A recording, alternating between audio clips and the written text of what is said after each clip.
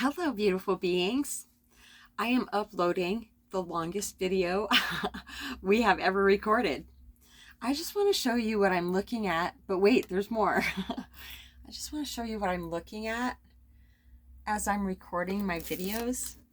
Isn't that just such a pretty corner with the bluebird and stick figure? So pretty. Even though I have outgrown my tiny home, it doesn't mean. What is that? It's my bottle. I'm like, what the heck, man? Doesn't mean that I don't still love her, but I've definitely outgrown her. And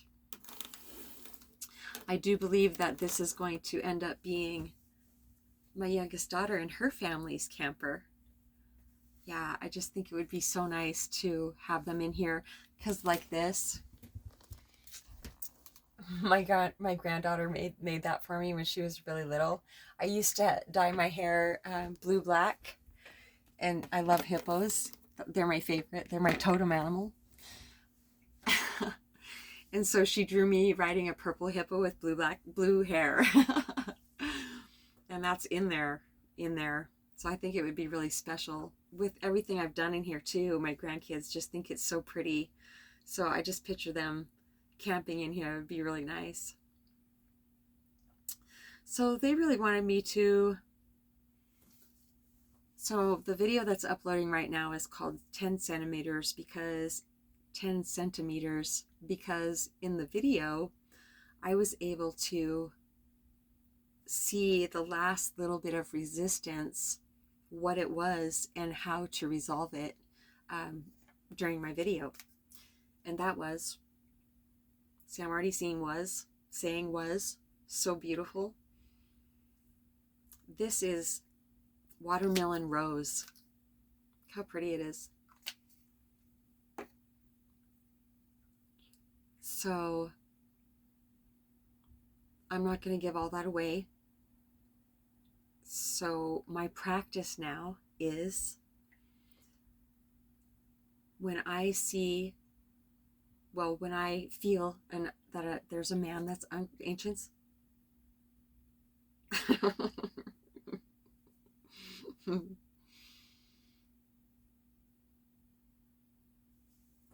I'm hungry.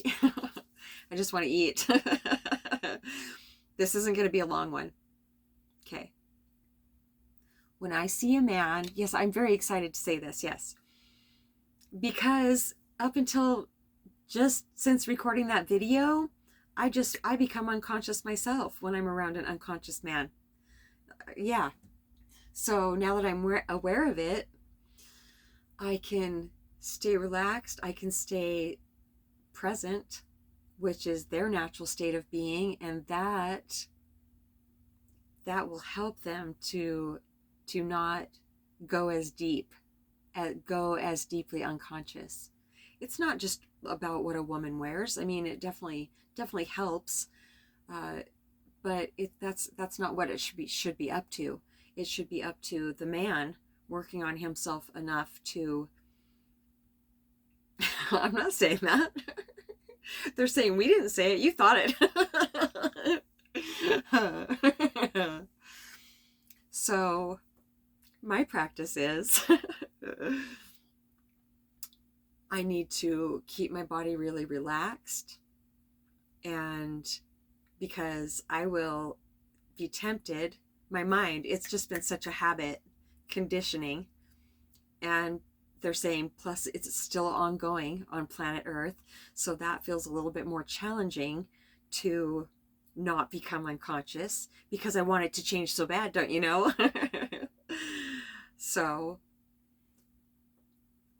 I need to keep my shoulders relaxed, watch this person is my mirror. Bless you, mirror. I don't need any mirrors anymore, Kate.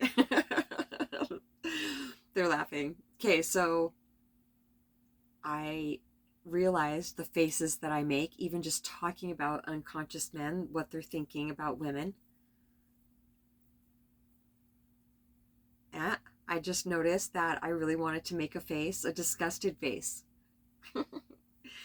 That's the last thing unconscious men need is a disgusted face. It is, because I'm getting it more and more, Alma. Alma still has a physical form, but I get to talk to really tuned in beings. She doesn't pop in very often, but I have a story about her I'll tell you someday.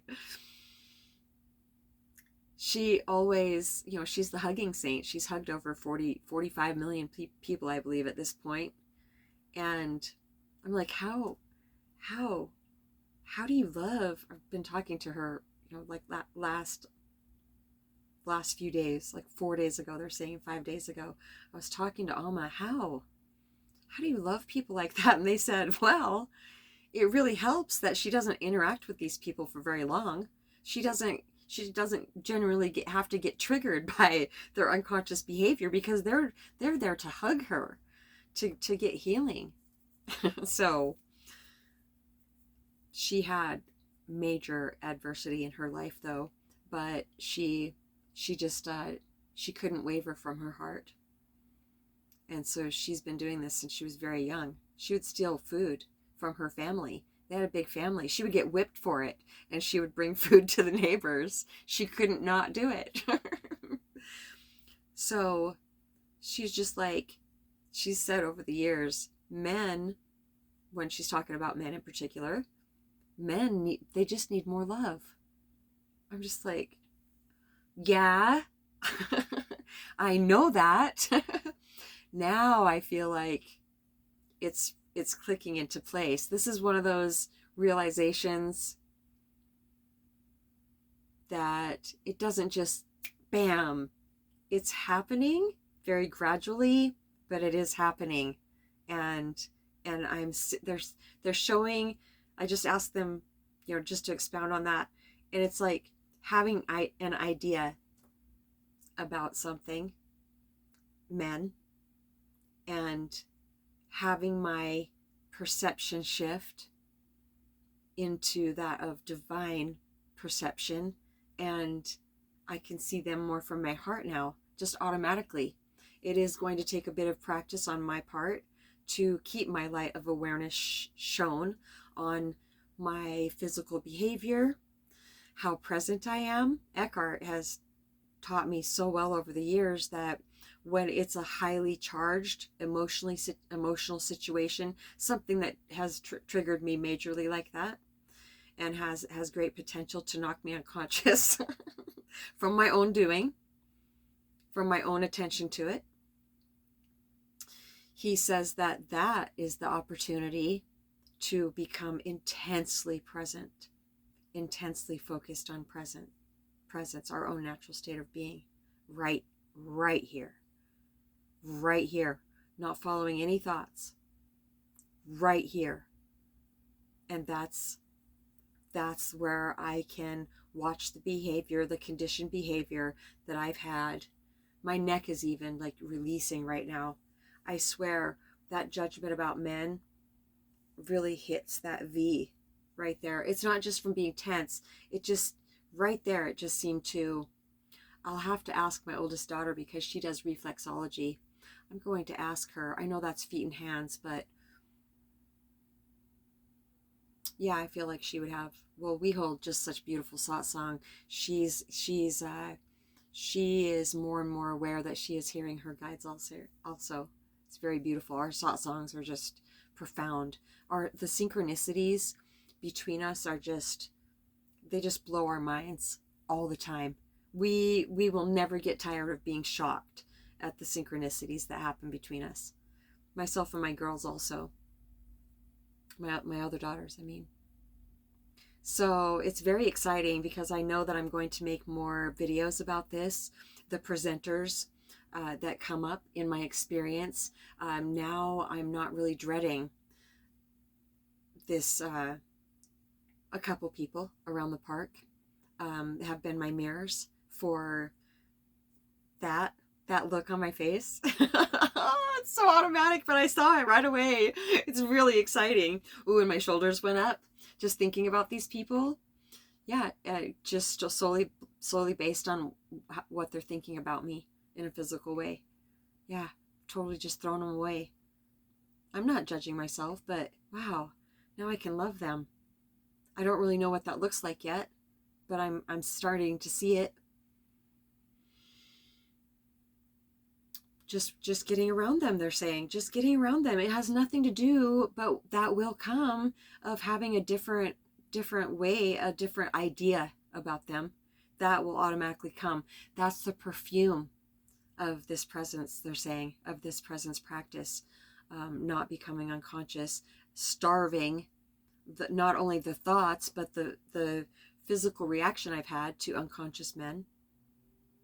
Yeah, it will help them be more in their natural state of being, unbeknownst to themselves.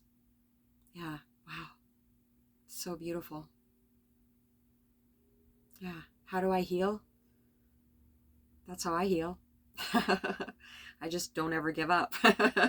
Then I get the answers. Then, that's it for now because I am starving. I'm not actually starving. I don't really let myself get very hungry anymore. I decided I really don't like that feeling. Yeah, when I was anorexic, I did, for some reason. Felt like a high or something. Felt like control, they're saying. I don't need that. I give up. I surrender. A poem that I wrote. Oh, maybe I can say it now without crying. Not that there's anything wrong with crying, but every single time I've ever tried to say this poem, because it just touches me. It's my life. That's where it came from. It came from like the second year into this ascension process in 2015. I wrote this poem. It just flowed right out. I almost asked them to help me say it without crying, but it doesn't matter. I'm releasing resistance around that too. I've asked them plenty of times to help me balance my emotions because my persona that I just finished shedding, wow. She had a lot to cry about. Her mind, yeah, she was sad. Her mind was so busy. But for a very long time, who I am now, my true nature, my true self has been taking care of her. I've fought for her I believe that she would be called my inner child, they're saying. That's very true. It's the unhealed inside of us. It's the things that we do to ourselves on a daily basis to not trust our intuition, not go with our intuition, to listen to what somebody else is saying more than what we're hearing inside of ourselves. Yeah, I've been taking care of her. And now she's free, they're saying. So this poem, okay, is so crazy too, because I believe that this name Faith came from these beautiful people that I was staying with briefly. She was really into like fairies and stuff, and we were reading about twin souls, I believe, twin flames or something. It had to have been, because they brought up Archangel Michael and his twin flame Faith.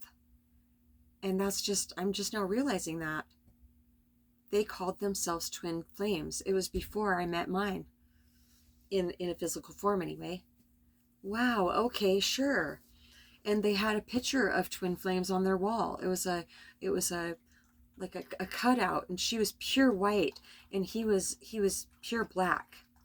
It was beautiful, like white on this side, black on this side. Yeah, and I just stood and I would stare at that picture. Yeah. And how long later was it? It was at the end of that year that I got to meet my twin soul in the physical. So, okay, here's the poem. There once was a being that thought it was a girl. We'll call this being Faith, so this story may unfurl.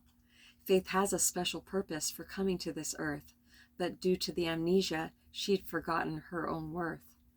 Angels came from far within to wake her ever splendor, and every road she took to seek led back to sweet surrender. She remembered in the laughter of a soul just like her own, and lives right from the moment where she bees, somewhere from home. She tells the truth and tells the truth and tells the truth some more. It's her path of least resistance, leading right up to her door. Shh. Hey. Oh, Doozer just messed me up. Doozer, get up here. Like he told, that was a test, wasn't it? Get up. Oh my gosh. Literally, I was so there and I was struggling so hard to stay present because he normally just jumps right up. But that was a test to see if I could stay present. Okay, I got it. I'm on this. Okay, I'm saying this poem again. There once was a being. I don't even feel like I'm saying it. It's like such a part of me now. I didn't even once feel like crying because I just asked them why, and they said because who I am in this physical form now, the unburying of my own true nature was so profound to the one I just shed that it would make her cry a lot. And the relief also, the relief. Yeah. And the pain. But that's why I would cry when I would read this poem, is because I had a very deep emotional attachment to it that I'm not feeling anymore. I just feel, it's not apathy either. Present, they're saying. Right? Yeah. No major highs, no major lows. But the spectrum is big though, because I can go really high, but I don't go low though. But I don't go too high to feel sick. Yeah, I have to set boundaries for myself with that because I don't like the low from the too high. Yeah. There once was a being that thought it was a girl. We'll call this being Faith, so this story may unfurl. Faith has a special purpose for coming to this earth, but due to the amnesia, she'd forgotten her own worth. Angels came from far within to wake her ever splendor, and every road she took to seek led back to sweet surrender. She remembered in the laughter of a soul just like her own, and lives right from the moment where she bees somewhere from home. She tells the truth and tells the truth and tells the truth some more. It's her path of least resistance, leading right up to her door. She saw the truth in all she lived and died before her death. Shh, listen, can you feel it? It's closer than your breath.